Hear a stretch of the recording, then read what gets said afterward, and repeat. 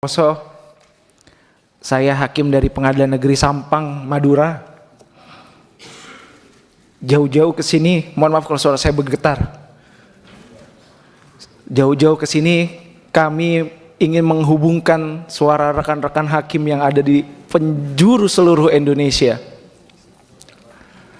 Hari ini saya sampaikan bahwa telah 12 tahun negara abai terhadap kondisi hakim. Tidak hanya bicara soal kesejahteraan yang terabaikan, ada juga hak-hak lain yang tidak dipenuhi oleh negara. Salah satunya adalah hak keamanan, hak atas jaminan keamanan. Tadi sudah banyak dijelaskan oleh rekan kami, rekan Rangga, rekan Jusran, Bapak. Saya menambahkan bahwa kondisi hakim hari ini, ekonominya berada di ujung tanduk. Berada ditugaskan di penjuru-penjuru Indonesia. Bukan kami tidak suka terhadap hal tersebut. Bukan kami meminggirkan hal tersebut, tidak. Sejak kami dilantik di awal, kami bersedia untuk ditempatkan di seluruh penjuru Indonesia. Menjadi pintu gerbang terakhir untuk memberikan rasa keadilan kepada masyarakat. Tapi kondisi inflasi selama 12 tahun, negara tidak hadir di sana. Saya menyampaikan Bapak kondisi teman-teman. Saya ambil contoh saja, ada rekan saya Ervan berada di Kepulauan Buru, Maluku, rumahnya, home base-nya ada di Gresik, Jawa Timur. Dengan membawa istri dan 2 orang anak untuk pulang kampung saja mungkin harus menahan diri 3-4 tahun. Begitupun saya. Sebelum di Madura saya ditugaskan di salah satu kabupaten di Provinsi Jambi, di Tanjung Jabung Timur. Orang tua istri saya meninggal, Pak. Kami tidak bisa hadir di pemakamannya. Dan ini tidak cerita saya saja. Ini cerita rekan-rekan saya yang lain juga seperti ini. Memang di dalam persidangan kami sering disampaikan, saudara yang mulia, pimpinan majelis hakim yang mulia. Tapi pada prinsipnya kami juga seorang manusia biasa.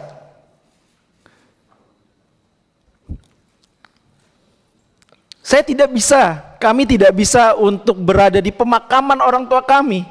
Saya harus menghibur istri saya karena orang tuanya meninggal. Ya orang tua saya juga. Dan menyampaikan permohonan maaf bahwa kita tidak bisa pulang ke Denpasar pada saat itu.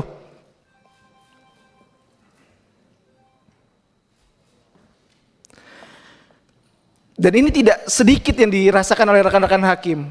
Tidak sedikit yang harus berpisah, akhirnya bercerai dengan pasangannya karena persoalan ekonomi ini. Mungkin yang masyarakat tahu, gaji di atas 10 juta itu sudah sangat besar.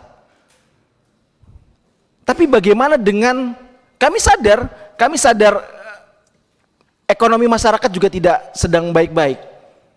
Kami tidak ingin minta menjadi kaya raya, tidak. Tidak sama sekali kami tidak minta kaya raya, tidak.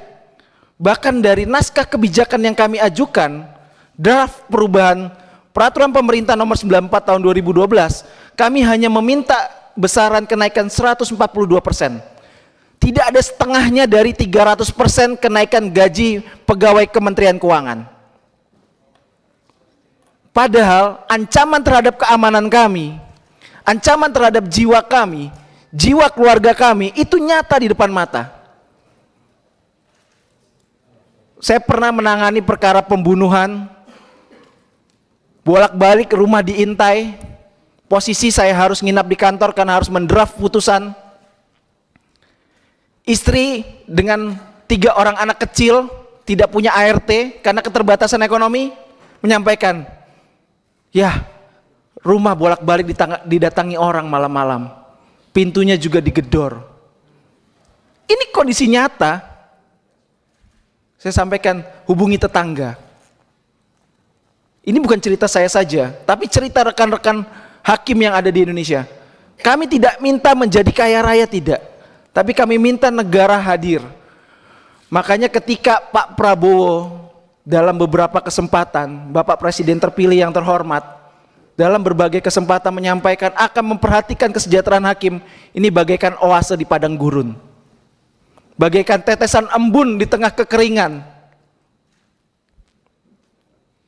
Insya Allah apa yang kami sampaikan ini kami yakin akan direspon positif oleh Bapak Prabowo Subianto dan akan disampaikan oleh bapak-bapak anggota dewan yang terhormat. Ini kondisi yang nyata, jaminan keamanan negara terhadap hakim tidak ada. Kemudian kesejahteraannya 12 tahun terpinggirkan. Hakim itu di sebuah pengadilan adalah core bisnis utama. Tanpa adanya hakim, pengadilan bisa bubar. Itulah kekuasaan yudikatif. Tapi realitanya Bapak, hakim dengan masa kerja 0 tahun atau nanti adik-adik kami yang akan dilantik jadi hakim di tahun depan, itu penghasilannya akan lebih rendah dari arsiparis, peranata komputer. Itu akan lebih rendah. Padahal hakim adalah garda terdepan bagi pencari keadilan. Apakah kemudian ketika hakimnya mundur, pengadilan juga bubar kan? Otomatis karena core bisnis utama. Apa mau diganti jadi arsiparis negeri, arsiparis agama, atau arsiparis tata usaha negara? Begitu juga peranata komputer. Bukan kami mendiskreditkan pekerjaan yang lain, tapi itulah seharusnya kekuasaan kehakiman, hakim yang lebih dulu diutamakan. Kami sudah menyampaikan ini kepada pimpinan Mahkamah Agung juga, kemarin sudah kami sampaikan. Saya juga perwakilan yang bertemu dengan Pak Menteri Hukum dan HAM, Pak Supratman Andi.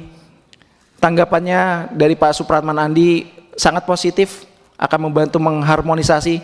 Ini sebuah oase Pak, bagaikan oase di padang gurun.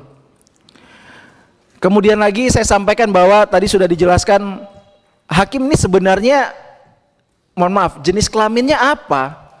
Pegawai negeri sipil atau pejabat negara? Di Undang-Undang Aparatur Sipil Negara, hakim ditegaskan sebagai pejabat negara. Tetapi menyambung dari yang disampaikan Pak Jusran tadi, penggajiannya masih menggunakan mekanisme pegawai negeri sipil. Tahun 2018 oleh para senior kami diajukan judicial review dan dibatalkan status penggajian pegawai negeri sipil. Dan harusnya berdasarkan putusan HUM nomor 23 tahun 2018 harus dilaksanakan pemerintah paling lambat 90 hari. Kondisinya sekarang sudah 2127 hari sejak putusan itu diucapkan. Tapi kita masih menggunakan sistem penggajian pegawai negeri sipil. Artinya apa? Status penggajian kami ilegal Bapak. Bagaimana seorang hakim yang memberikan rasa keadilan setiap harinya di tengah-tengah masyarakat digaji secara ilegal? Ini kan sebuah ironi di negara hukum. Sangat ironi. Belum lagi bicara soal tunjangan kinerja. Kami setiap 3 bulan sekali mengisi namanya e-kinerja. Tapi ternyata tidak dapat tunjangan kinerja Bapak. Alasannya karena pejabat negara, tapi toh Bu Menteri Keuangan dapat tunjangan kinerja, atau menteri-menteri yang lain ngisi kinerja tapi tidak dapat tunjangan kinerja. Sungguh sangat ironis sekali. Kalau Bapak Prof Dasko mungkin ke daerah, Pak Adis Kadir ke daerah, Pak Cucun ke daerah, atau bapak-bapak ibu anggota dewan lain ke daerah, pasti ketika ke pengadilan khususnya, pasti ini yang akan sama jeritan hatinya.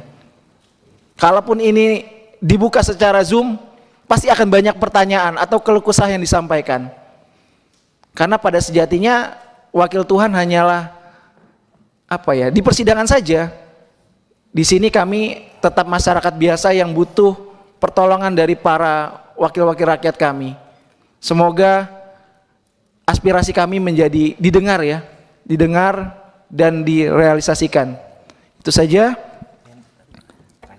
Terakhir. Izin pimpinan, satu lagi pimpinan apabila diperkenankan, silakan. Download Tribun X sekarang, menghadirkan lokal menjadi Indonesia.